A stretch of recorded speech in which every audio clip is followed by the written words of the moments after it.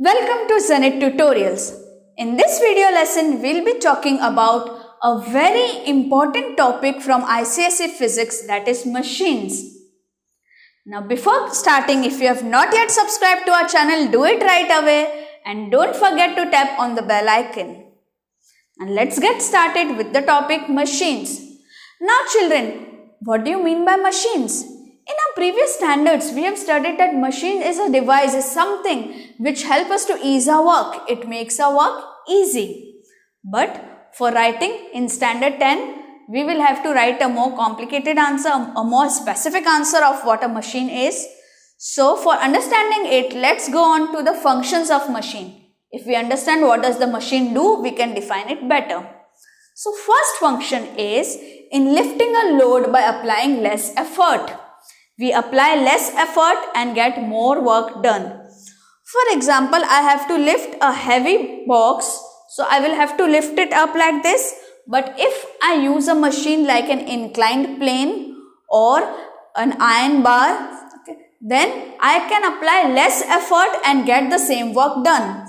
So my first function is in lifting a load by applying less effort. Now this function of machine is known as force multiplier. A machine acts as a force multiplier. It multiplies the force.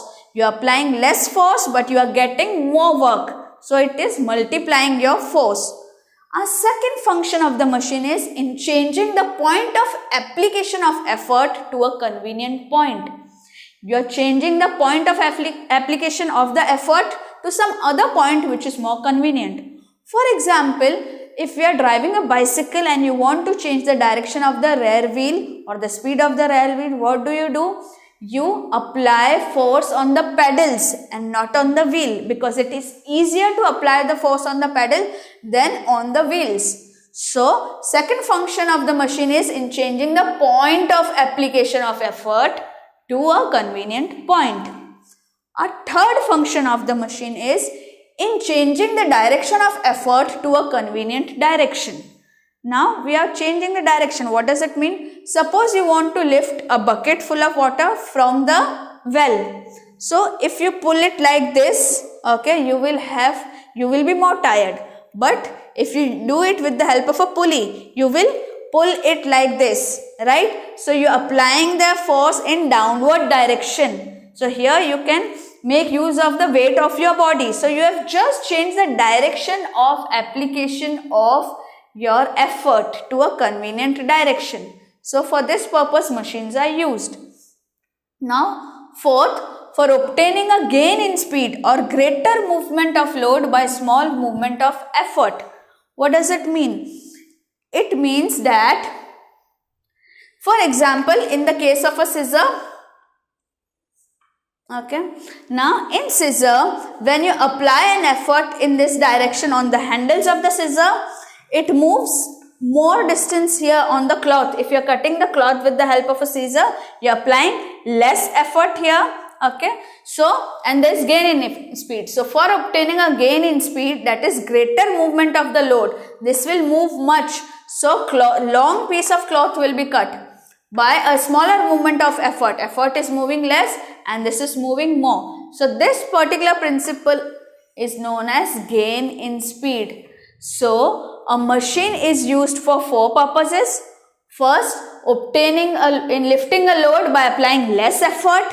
Second, changing the point of application of the effort. Third, changing the direction of effort to a convenient direction. Then for obtaining a gain in speed, that is more movement of load by smaller movement of effort. So, by all these functions, now we can define a machine as a machine is a device by which we can either overcome a large resistive force or load at some point. We can overcome a large resistive force at some point by applying a small force at a convenient point and in a desired direction. So, what they are saying, it's a device by which we can overcome a large resistive force at some point by applying a small effort. That is first point. At a convenient point. Second, and in a desired direction. Third point, or by which we can obtain a gain in speed. So by combining all these four functions, we can define a machine very perfectly. So now in boards, two questions can come. What are the functions of machine? You can write these. And what is a machine? You can write this perfectly if you know all the four functions. Now let's talk about some technical terms in this chapter. Load. Now wherever load is referred to in this chapter, what does load means? Load means the resistive or opposing force. जो machine overcome कर रहा है, whatever the machine is overcoming any resistive or opposing force, that is known as load. मतलब हम जो भी वजन उठा रहे हैं, जो भी वेट है, तो हमारे पूरे चैप्टर में जहाँ पे भी wherever there is some weight hanged, that is known as load. So load is a resistive force which our machine is overcoming. Effort is the force applied on the machine. Whatever force we are applying on the machine, for example, in the case of pulley, we were pulling it down. So that is known as effort. The force which is being applied on the machine is called effort. Now, mechanical advantage. Okay, this is a physical quantity which is a ratio of load to effort. ठीक है, कितना load है जैसे हम उठा रहे हैं और कितना एफर्ट हमने डाला है, कितना फोर्स हम अप्लाई कर रहे हैं. सो load upon effort. Now it is also known as effort arm upon load arm. This I will explain you when we will do levers in the same chapter. Okay. So mechanical advantage is load upon effort. Load is the force which we are overcoming and effort is the force which we are applying on the machine. Then there is another physical quantity which is known as velocity ratio. Now velocity ratio is velocity of effort upon velocity of load. ये कितनी speed से हमने लगाया है, कितनी velocity से लगाया है और ये कितनी वेलोसिटी से आया है. Now this is also equal to distance moved by effort upon distance moved by load. This will be more clear when we do pulleys. Okay. So load is the resistive or the opposing force. Effort is the force applied on the machine. Mechanical advantage is load upon effort. Velocity ratio is velocity of effort upon velocity of load. Now in both these, since both of them are ratios, there will be no unit. क्योंकि load का जो unit होगा वही effort का होगा, cut हो जाएगा. यहाँ पे भी दोनों वेलोसिटी या डिस्टेंस है जो कट हो जाएगा. Now there is something known as work input and work output. Work input वो है जो हम मशीन पे दे रहे हैं. So work done on the machine is known as work input and work done by the machine is work output. Now input कौन देगा? Effort. ठीक है. So work done on the machine by the effort is known as work input. On the machine we are doing, और machine से हमें क्या फायदा मिल रहा है? That is work output. That is work done by the machine on the load. उसने load पे कितना काम किया, उसको कितना उठाया, that is work output. तो ये जो हम मशीन पे लगा रहे हैं, work on machine, this is work done by machine. Okay. Now efficiency.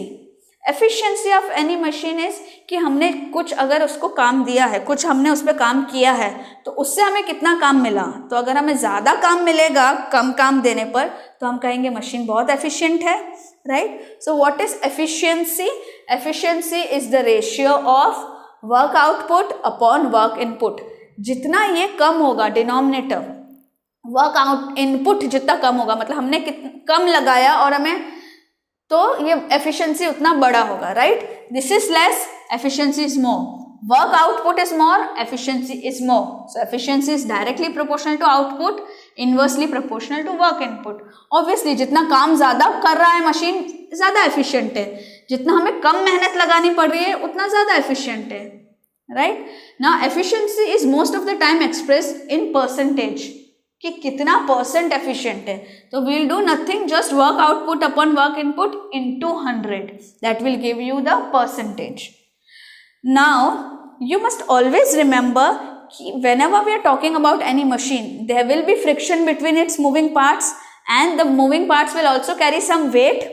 So always due to friction and weight of the moving parts, your mechanical advantage and your efficiency will change. They will decrease because of the friction and because of the weight. But your velocity ratio does not have any effect. due to the friction and weight of the moving parts, because velocity ratio is only the velocity and the distance traveled. Okay, it has nothing to do with the weight. Okay, so when in practical conditions, there will be always be weight of the moving parts, and there will always be friction between the moving parts. So because of these things, there will be a change in mechanical advantage. Mechanical advantage will decrease and efficiency of the machine will decrease, but velocity ratio remains same. Now let's learn something more about the principles of machine. Now here, what is an effort point? Now kids, effort point is a point where energy is supplied by the effort on the machine, right? At that point where the energy is supplied, where work is done, is called effort point.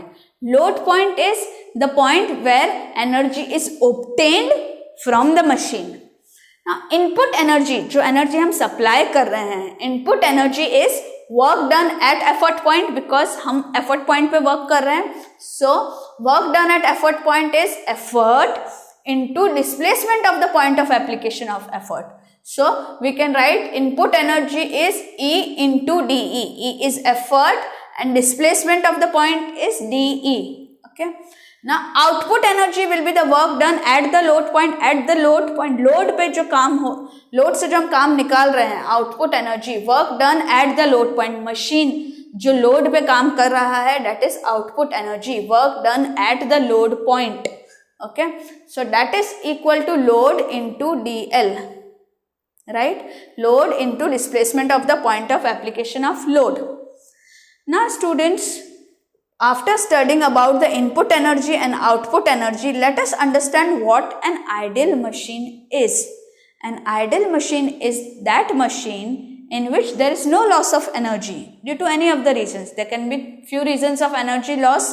Okay, so I will discuss the reasons for energy loss, but an ideal machine is the machine in which there is no energy loss, and whatever work we are doing on the machine, we are getting the same amount of work from the machine. So the effort applied on the machine and the load that we get out of the machine is same. So in an ideal machine, we say the efficiency is 100%.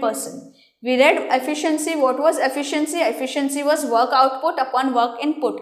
तो हम जितना input work दे रहे हैं, उतना ही output work हमें अगर मिल रहा है, तो वो होता है ideal machine. That is why ideal machine की efficiency होती है 1, और we can say 100%. In terms of percent, it is 100. Otherwise, efficiency is 1, because work output upon work input, both are same. So the efficiency is 1. Okay. Now actual machine. Actual machine is the machine in which efficiency is less than 100%. Means there is some loss in the energy. जितना energy हम दे रहे हैं, उतना energy हमें नहीं मिल रहा है. तो there is some loss in energy. Now this loss in energy is due to 3 reasons. This is most frequently asked question in the board exams, that why actual machine does not have the efficiency of 100%. So these are the 3 reasons.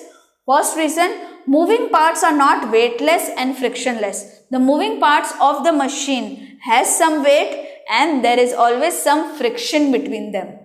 Then string is not perfectly elastic. If in the machine there is some string, then that string is not perfectly elastic. That is why always there is some loss in energy. Now parts are not perfectly rigid. The moving parts of the machine are not perfectly rigid. What does that mean? That its shape might get changed, it might get compressed, or it might get wear or tear. So because of these three reasons, the ideal machine does not have an efficiency of 100%.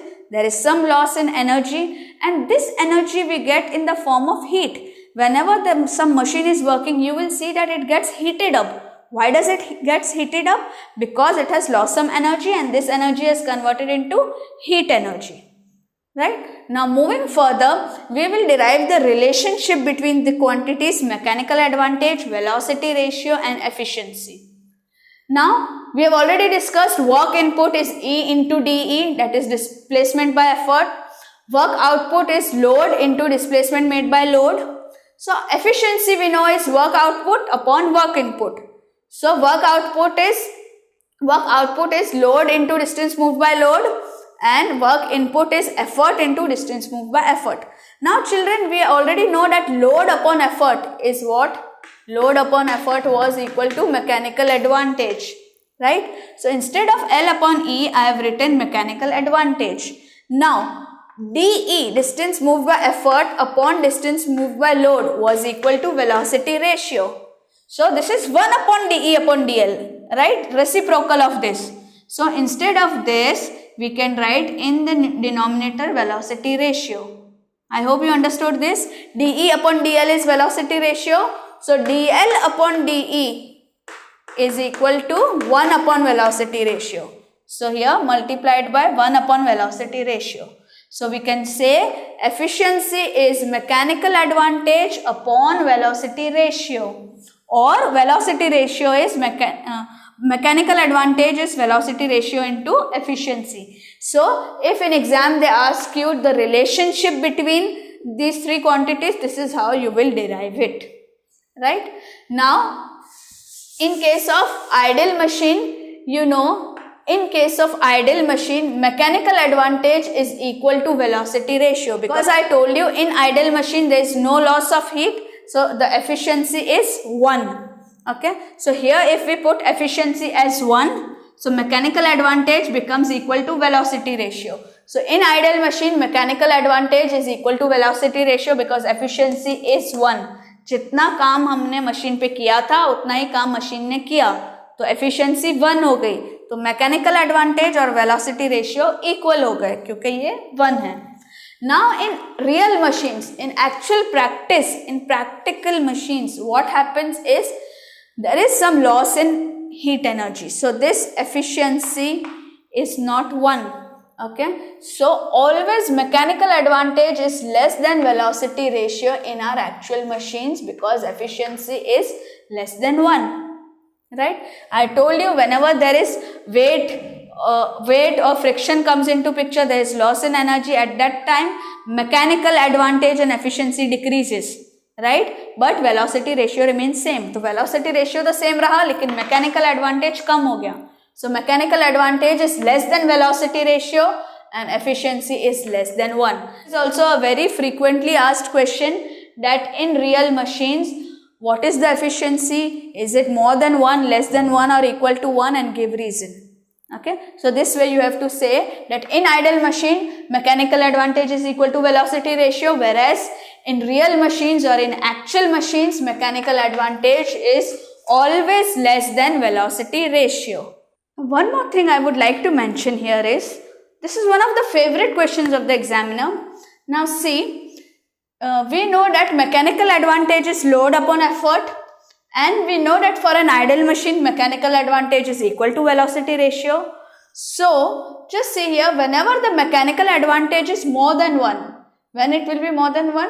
When load is more and effort is less. Come effort में हम ज़्यादा काम जब कर सकते हैं, तो it acts as a force multiplier. So when does a machine act as a force multiplier? When the mechanical advantage is more than 1. Now, when the mechanical advantage is less than 1, it acts as gain in speed. And whenever the mechanical advantage is equal to 1, that is load and effort are same. जितना मैं effort लगा रही हूँ उतना ही load आ रहा है. The example of pulling a bucket with the help of a pulley. Okay, जितना मैं force लगा रही हूँ उतना ही वो ऊपर आ रहा है. In that case, it is used for change in direction of the effort, right? So when mechanical advantage is more than 1, machine acts as a force multiplier. When it is less than 1, it acts as gain in speed in case of scissor. And when mechanical advantage is equal to 1, it acts as a change in direction. The same holds true for velocity ratio because velocity ratio is equal to mechanical advantage in case of idle machines. I'll explain you levers, pulleys and numericals of this chapter in the next series, in the next part of our videos. So keep watching and do subscribe us. Thank you.